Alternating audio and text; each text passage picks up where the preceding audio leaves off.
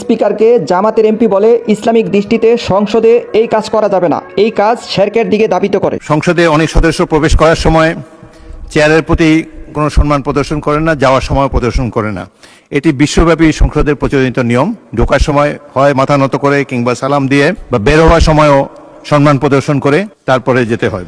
শেষ পর্যন্ত একটা সংশোধনী এর ভিতরে আছে, সেটা হচ্ছে ঝুঁকিয়ে মাথা ঝুঁকিয়ে সম্মান প্রদর্শন করার ব্যাপারটা, এটা ইসলামের সাথে সাংঘর্ষিক, শিরকের কাছে চলে যায়, সেজন্য এটাকে বাদ দেওয়া হয়েছে মানুষকে।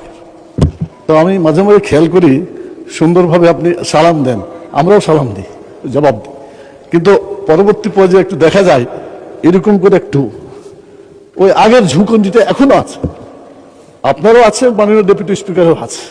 সেই জন্য আমি অনুরোধ করব, কার্যপ্রণালী বিধিতে শিরককে উৎখাত করার জন্য যে বিধি করা হয়েছে, আমার মনে হয় সেটা সকলের মেনে চলা উচিত।